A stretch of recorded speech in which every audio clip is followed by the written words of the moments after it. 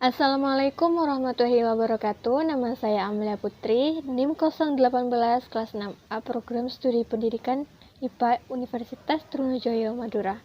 Pada kesempatan kali ini, saya akan mempresentasikan hasil review jurnal artikel saya yang berjudul The Effectiveness of Enrichment Test Instrument Design to Measure Student Creative Thinking Skill and Problem Solving, atau efektivitas perancangan instrumen tes pengayaan untuk mengukur keterampilan berpikir kreatif dan pemecahan masalah siswa.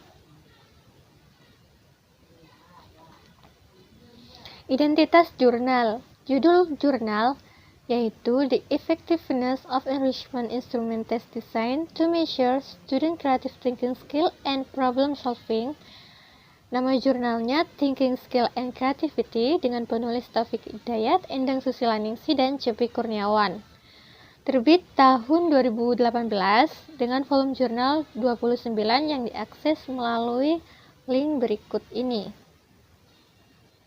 Bagian abstrak.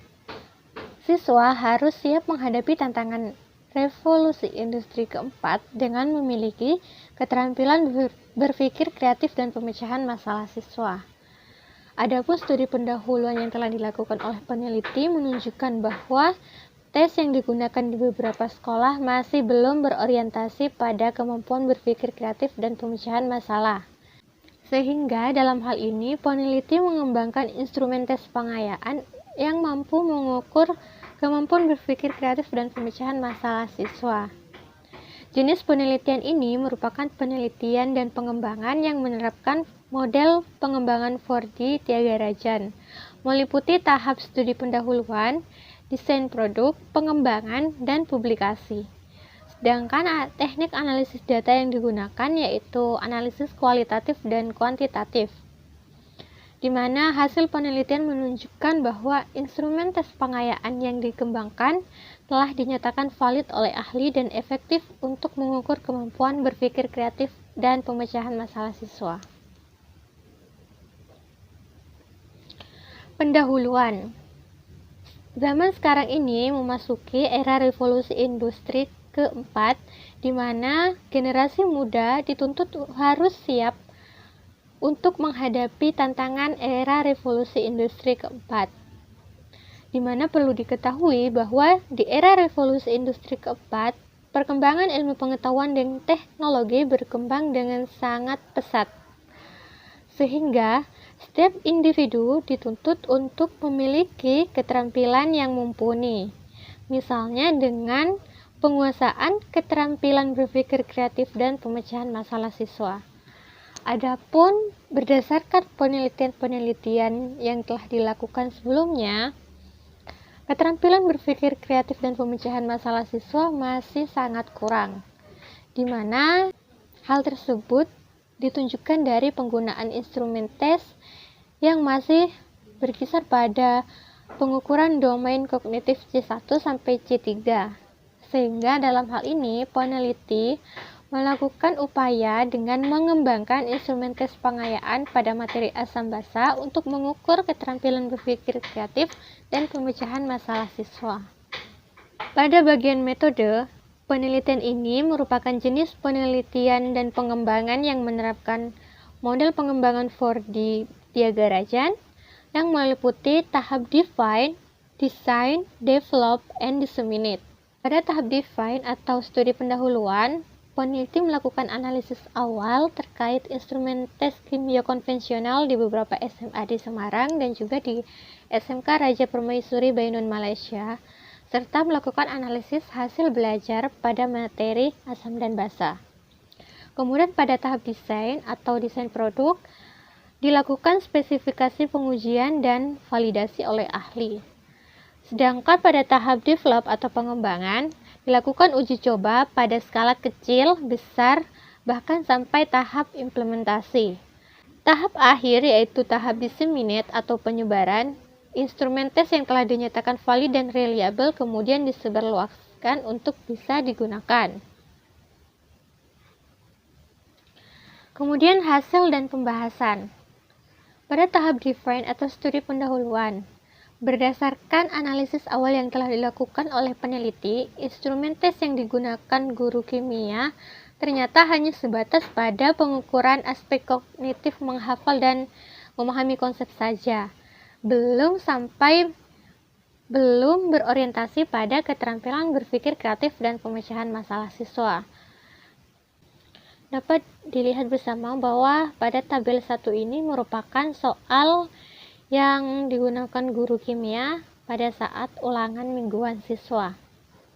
Dapat dilihat pada soal pertama, peserta didik hanya diminta untuk menyebutkan karakteristik asam dan basa, di mana indikator menyebutkan ini, kata kerja operasional menyebutkan ini termasuk ke dalam domain kognitif C1. Sedangkan pada pertanyaan kedua, siswa diminta untuk menjelaskan definisi asam berdasarkan Arrhenius, di mana itu juga merupakan kognitif domain C1. Jadi berdasarkan informasi tersebut, instrumen tes yang digunakan oleh guru kimia belum mampu untuk melatih dan mengukur keterampilan berpikir kreatif dan pemecahan masalah siswa. Nah, berdasarkan hal tersebut, pada tahap desain atau desain produk, peneliti melakukan perancangan instrumen tes pengayaan pada materi asam dan basa berdasarkan indikator berpikir kreatif oleh Munandar 2012 dan indikator pemecahan masalah oleh Polya 1985. Nah, untuk pertanyaan pertama ini mengacu pada indikator berpikir kreatif, yaitu lancar dan terperinci, di mana hal itu nantinya ditunjukkan dengan langkah-langkah penyelesaian ketika menghitung massa garam NaOH secara jelas dan rinci. Kemudian pada pertanyaan kedua, mengacu pada indikator berpikir kreatif, yaitu fleksibel dan orisinal, di mana nantinya ditunjukkan dari variasi ide untuk menyelesaikan permasalahan berdasarkan data yang telah diperoleh dari soal.